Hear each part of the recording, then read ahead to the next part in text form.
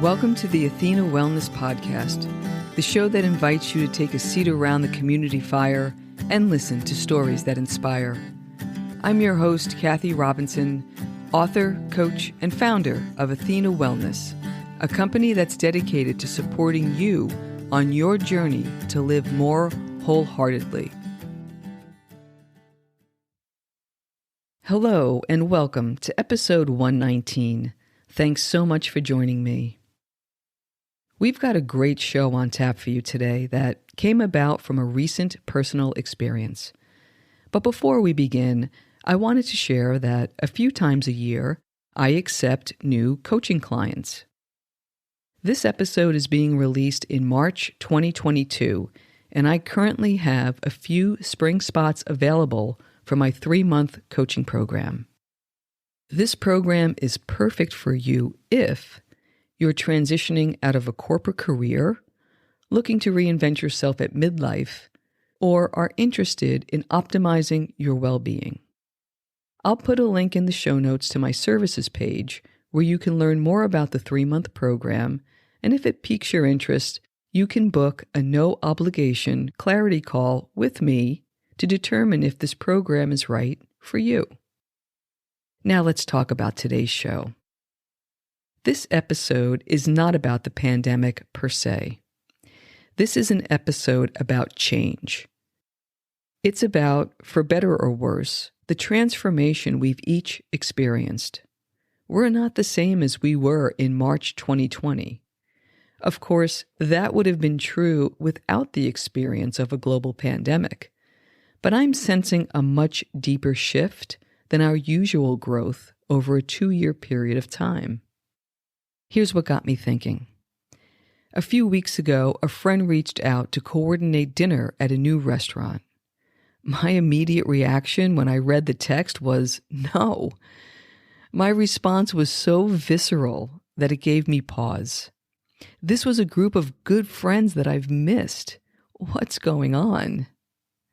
The next day, I accepted the invitation, and the 5 of us did have dinner last week. It was the perfect night to dine al fresco. As we were getting settled at the table, one of my friends casually asked, "What's new?" It took me longer than usual to gather my thoughts to that simple question. After a long pause, I answered, "Everything and nothing." She laughed and said, "I know exactly what you mean." And that's what we'll be exploring today. We'll cover what it's been like to learn how to re-socialize, the positive impacts of time alone, and the path of mindful re-emergence. So sit back, take a nice long breath to ground yourself in presence, and let's get started. Learning to re-socialize. About 10 years ago, there was a commercial for Kingsford Charcoal where a man dressed in flannel pajamas and a parka stumbles into his neighbor's yard on a sunny spring day saying, "Hey, what is this? What's going on?" His neighbors gather around their barely recognizable friend and ask, "Where have you been?" The man in the parka tries to make sense of his absence by describing it. "I was inside for so long. There was nothing. No yard, no grill. It was white and cold." He continues to look confused as his friend explains, "It was winter, buddy. It's just winter." As the explanation settles in, the man begins to smile. The commercial ends with another friend looking toward the barbecue grill exclaiming, "Someone get this man a burger." It's that kind of bewilderment that my friends, clients, and colleagues have been describing. This sense that our social muscles have atrophied after a few years of being asocial. The pandemic may have been a global event, but there are nearly 8 billion people on this planet, all of whom experienced the last 2 years in unique ways. But each of us was altered in some way to varying degrees. And there's little guidance in how to introduce our new selves in this new world, which can sometimes feel surreal and a little disorienting.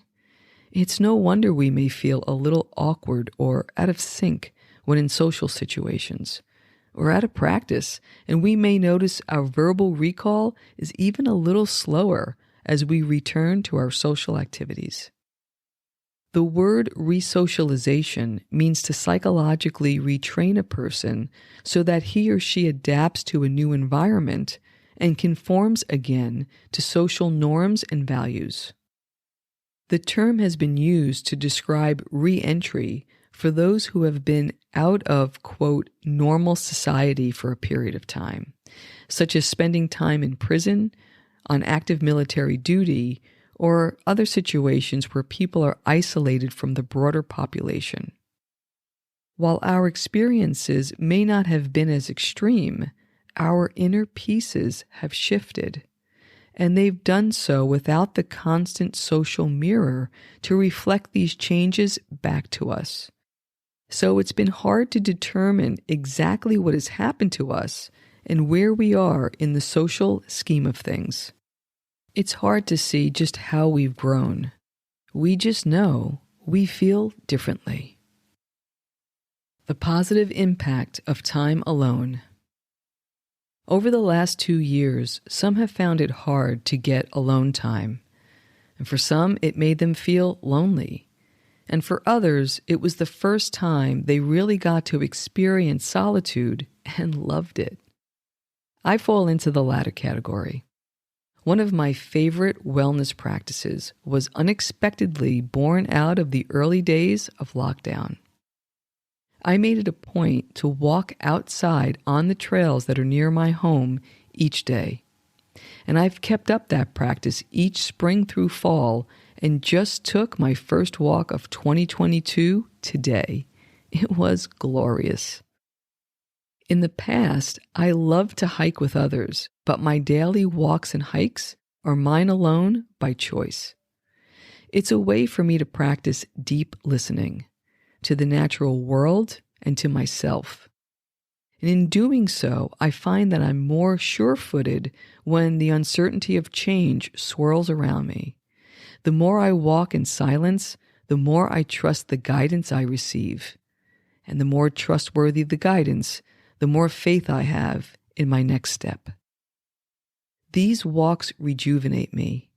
Nature reminds me what I tend to forget in the day-to-day, that the world is perfect just as it is, and there's an underlying rhythm and seasonality to all life, including mine.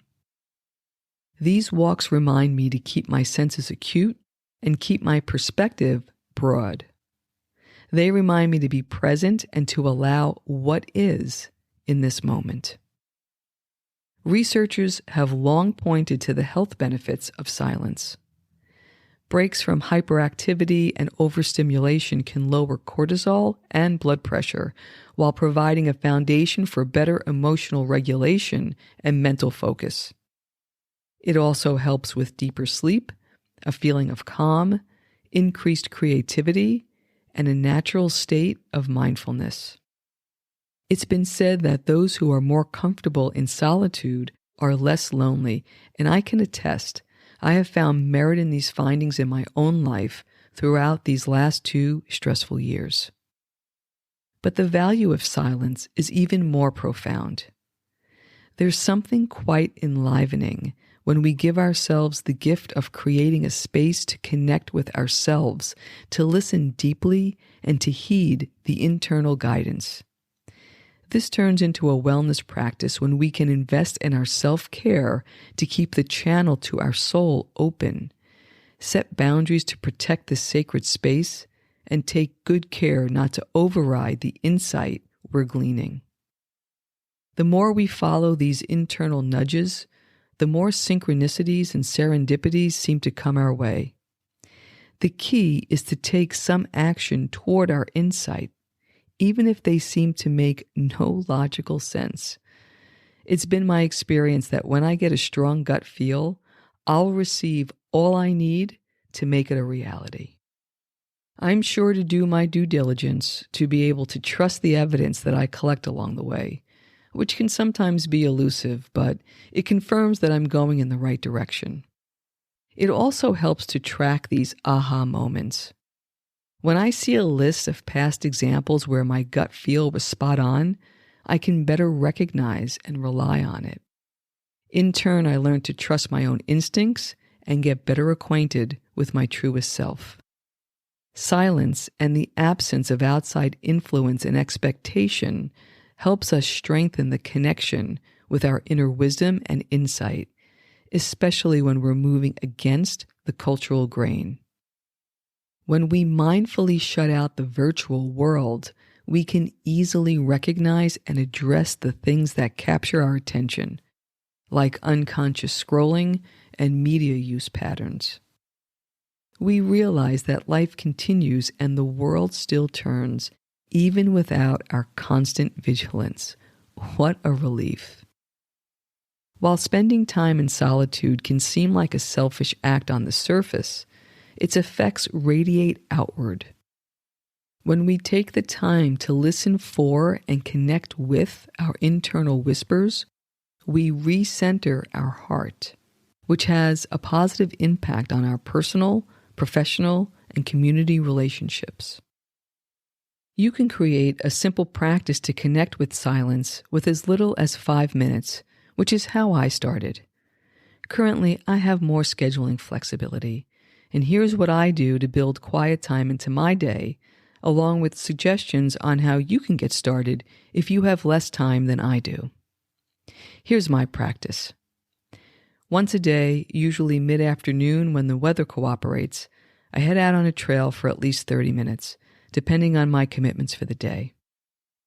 I set the intention to take a curiosity walk and remain open to learning, exploration, and discovery. I have no set structure or agenda for my walks, other than no technology, no news, texts, or emails. I may listen to an inspiring podcast or audiobook, and I do like to take pictures of what I discover. But mostly, I walk quietly and allow my mind to naturally process. I trust that I'll get whatever I need on that day. And regardless of outcome, I use the time to create space to receive useful guidance or answers, even when I don't know what questions I'm holding or what guidance I'm seeking. Suggestions for creating your practice. To get started, schedule your quiet time in pockets of small increments. You can try one of these. Rise early. The quiet time can be used for reflection, pausing, reading, observing, exercising, or mindfully sipping a cup of coffee, my favorite. You can meditate, visualize, or journal by taking a few minutes to breathe, gaze at a candle flame, set intentions, practice gratitude, let your mind wander, listen to the sounds around you, another favorite of mine, check in, or explore a question or situation.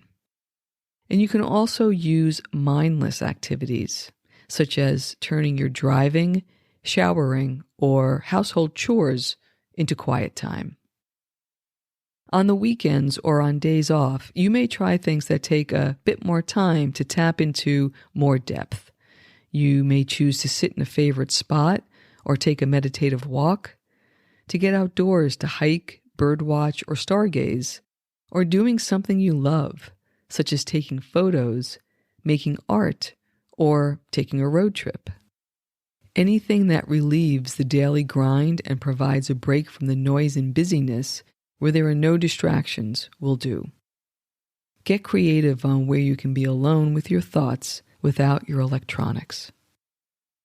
And this practice is productive as well. As educator and author Stephen Covey once said, "Only as we keep an open communication with our deep inner life will we have the wisdom to make effective choices." I find this to be true as I'm always more productive and energized after my walks. Giving ourselves a break from our noisy world and the space and time to be quietly present is a gift. It pays dividends on our health, mood, and relationships with ourselves and others, and it will always guide you in the right direction. The path of mindful re-emergence.